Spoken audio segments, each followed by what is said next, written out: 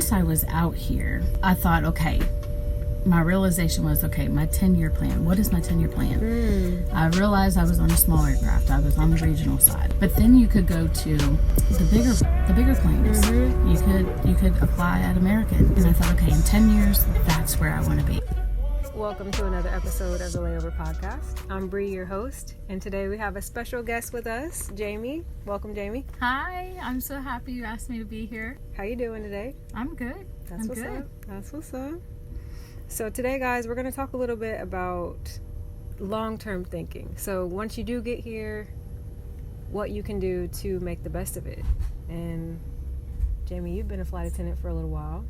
Almost 7 years I've been here with PSA. Yeah. So yeah, a little bit. Yeah. They say I'm considered a senior mom. I don't even look at it that way because the women that when I first came into this role, they're all still here too. Yeah. So I think that's like 10, 15 years. I think you're right. But you're right. they're like, oh, when new flight attendants come on, they're like, oh, you're really senior. Not really. You know, I'm still learning too. But 7 years is a minute. It is. I've earned it. Yeah. Every second of it. I feel that. But there's nothing that I don't like about being here at PSA or the aviation industry. I like it so much I started taking lessons to become a private pilot. I wanted to know more about what goes on up front. So that's why I started. Yeah. So you just keep learning and keep learning. Keep going. Yep. So. Yep. I keep learning. I spent about 4 years just doing the flight attendant thing. When you first come into this role, it's very overwhelming. You're on reserve. It takes grit. It takes the stick and stay power. If you don't stick and stay, you can't hop from airline to airline to airline because everything in this industry is seniority based. So every time you switch airlines, you lose your seniority and you start all over at the bottom. So that stick and stay mentality, I think, is really big. The key to like building a quality of life as a flight attendant. Absolutely. But it takes grit.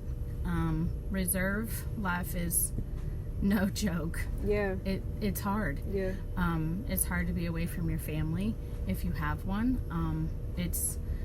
If you can live in base, life is a lot easier. I agree. If you're commuting on that reserve life, it's going to become very difficult for you.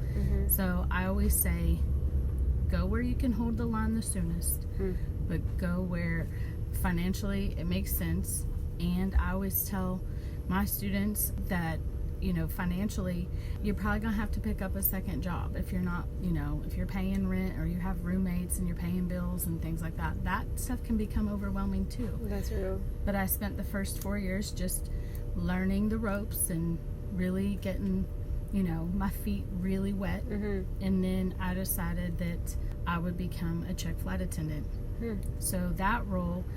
After the 4 years. After 4 years, I thought, okay, I think I'm ready to step into the training, which is being a check flight attendant is where once a flight attendant has spent 4 weeks in ground school, she comes to the line and she comes out here to earn her wings.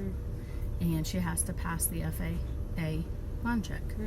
So it's my job out here to show her that role and show her how to manage boarding and general boarding and pre-departure and everything like that. So once they get through ground school, they still don't have their wings. They have to come to an air operating experience, and that's where check flight attendants come in.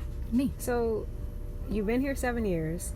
Did you start when you so you first applied, you went to training, you graduated. Did you have it mapped out? I'm going to work here for this long. I want to try to go into a different role. Like how much of the mapping out do you think a person should do? So when I first applied, I didn't even know what I was getting myself into. I don't think anybody does. I always had this kind of in my back pocket. Like I always thought, I think that would be a fun job. I had been working as a hairstylist and a nail tech for a combined of like 20 years. I worked a corporate job for a distributor for professional hair care products. So I was on the road. So traveling was not the issue. The work-life balance became almost impossible. Doing, you know, education and business development for that corporate company. So, I mean, I left a big salary. I left a car allowance to come out here, and I applied on a whim. I didn't even tell my family I was applying.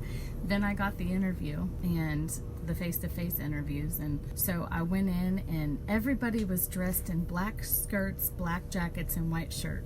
And I had on coral colored hair was down, everybody's hair was in a bun, and I was like, what is wrong? Like, I told my girlfriend, I said, I feel like a fish out of water. And she's like, be the flamingo in the flock of pigeons. I was like, okay. In my little coral and cream colored outfit, I just felt ridiculous. Like, I literally was the only one with any color on. So I thought, well, there's no way I'm getting this job. Like, what am I doing? I really didn't even know who PSA Airlines was. I just did it because I thought, I think I want to do that. Yeah. And I think a lot of people wake up and say, I think I want to be a flight attendant. And you and I both know it's not that glamorous. The job is not the job. It's a lifestyle. It gets rough out here. You and I are coming off of a 13-hour day. And that was with no delays. Right. That was with no...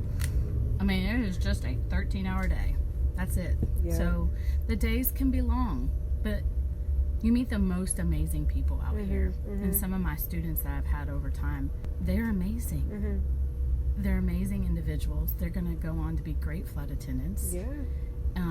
You have some that come out here and they just can't get through it. You know, they get through training, but they can't pass the line check. But my question is, why are you still happy here? Like, why are you still, what happened as you went along I've always served. Being a hairdresser, I served people, right? I'm still out here serving people. I'm still out here. I don't want to be in four walls. I've traded four walls or my car, traveling by car. I just got really tired traveling 5 states by my own vehicle, and I just got tired of that rat race where out here you might feel like you're in the rat race, but that rat race is changing all the time. Your crews, you make some of the most amazing friends out here. Yeah. I love this industry. I love what it has given me and my family with our flight benefits. That's where the glamour comes in. But you know what? I was also thinking, like, and we talked about this a little bit earlier, that people say that a lot on this show. Like, it's not really as glamorous as people think it is. But I actually think there is glamour in it. It's just what you said. You have to also have that grit and stick-to-itiveness to get to it. Correct. If you want the glamour of the job, you're going to have to... You're going to work for it. That's right, yeah. You're going to work for it. Yeah. You know, if you think that coming out here, you just get to sit, serve a few drinks and that's about it, and you're just going to, stand around and walk around and look pretty. That's not how this works. Yeah. It takes grit. You really get out what you put in. I've always said you will only get out what you have put into it. I say that to my kids about their education. You only get out. You don't have to go to the most prestigious college because your education will only come to you if you're putting into it. You can go to community college. You can go anywhere you want, but you will only get out of it what you've put into it. What can a new flight attendant put into this that will get them out a better experience? I think that if they come into it with an open mind, ready to work, and when you get to training, pay attention. Stay out of the drama. It's going to be there. Everybody knows all these people in one place. Like, I always thought training could be a reality show, but that's for another topic. Could be. But it could be. Yeah. You get all these people from different personalities, and you get them in a room. I mean, a lot of my classmates will tell you that I kept to myself, so they really didn't feel like I was very talkative, because once training ended in the classroom, I went to my room. I didn't come down and mingle in the hotel lobby and, make all these friends because I was there to get a job done. Yeah. My family depended on me doing the work. And so I did it, and then after training, we're all out here on the line, and I had one of my classmates tell me, he's like, I really didn't like you in training, but you're really cool. And I'm like, I had a job to do. I was not that I guess I wasn't that approachable, and I wasn't that likable. So if I could do that over, I probably would spend a little time. My roommate that I had for training, this is back when we had roommates. I was going to say, we didn't even have roommates. Right, I had a roommate. I walked in the door and she screaming, oh my God, you're here. She has turned out to be one of my closest friends. She's been there for me, and I've been there for her. And some of the toughest times as flight attendants are in our personal lives. Yeah. She comes and visits me. I go visit her. That's you real. know, That's real. You meet some incredible people Yep. working out here, just even with crews. If you come out here and you're not a people person, this probably isn't the job for you, because you need to acclimate yourself very quickly to different types of personalities, different people.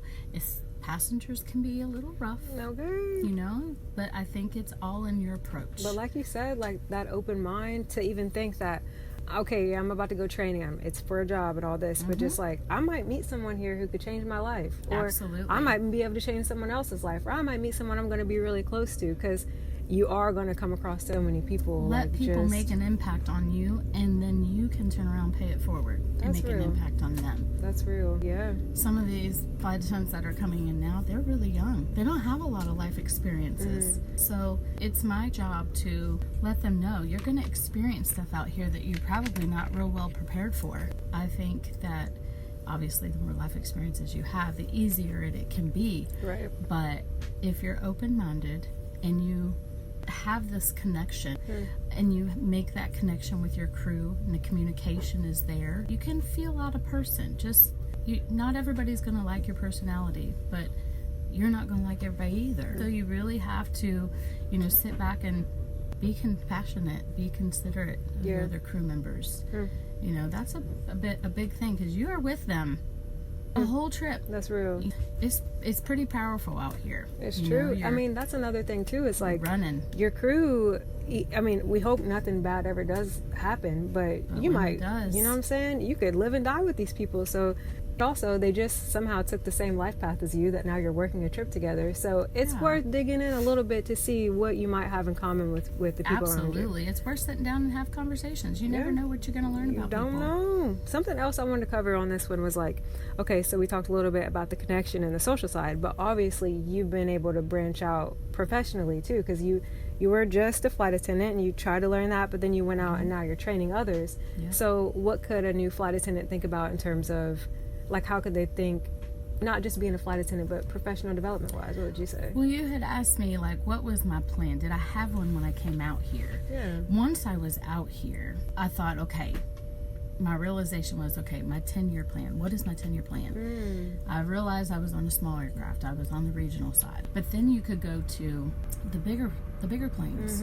You could apply at American. And I thought, okay, in 10 years, that's where I want to be. 10-year mark is to be at American Mainline, working the 737s or what they call the baby bus, or the 321 Airbus, and then maybe work my way up when I'm in my 50s, and maybe in my early 60s I'm getting to work that 787 to Rome or whatever. You start setting goals, and there isn't anything. I did apply at Mainline. I did get a CJO. I did get a contingent job offer, which I was very excited about when I was in the interview process. After they gave me 90 days, and I started thinking about, okay, how am I going to parent my children from another state, because we didn't have a base close in Ohio. Yeah. Chicago's it. And Or that training, Philly. at least you're going to be going That anyway. training is 6 weeks. I'm gone from my family. I'm not being paid for that training. Yeah. And I thought, is it really worth leaving? And I started getting this fear. Maybe this isn't the right time for me. It wasn't at my 10-year mark, right? So I started getting a little like, you know what? I think I want to stay. There's nothing I didn't love about being at PSA. I had friends here. I had the most amazing customers. So again, stick and stay mentality. So I'm sticking it out. And maybe I will go to a legacy, and maybe I won't. I mean, and that's not the only way to move around. Like, I think you said you had a friend in recruiting. I have a friend in recruiting, my roommate from training. She did the check flight attendant thing. Then she went into a management role. And then she came back to the line.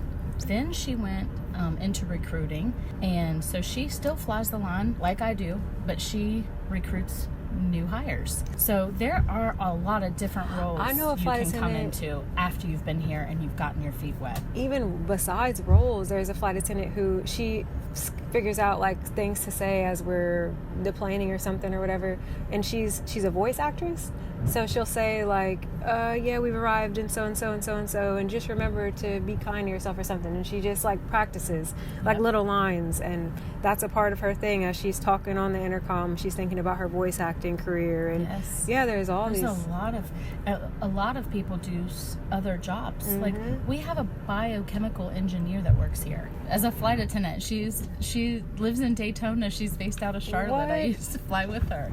Yeah, they all come from all walks of life, but when they get here, there is all kinds of things that you can do. If you don't like being out on the line so much, you can go into like the management, work your way up through that. If you are attending college and you keep that rolling and you keep, so you can kind of build on it. Yeah, I know there's also a flight attendant who went to school and got like tuition reimbursement while being a flight attendant. So on the layovers, that extra time, got some money back too. Absolutely. There's quite a few of our flight attendants that are going for their ATP.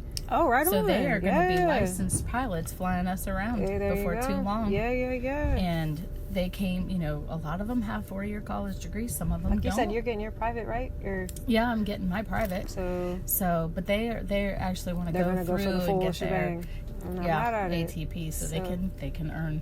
Be paid. Yeah. Because you can't be paid as a pilot until you have ATP. That's right. So, I mean, hey, if you wake up one day and think you want to be a flight attendant and you make it all the way through, there's still more to do. Absolutely. In a good way. So much they can do out here. Yep.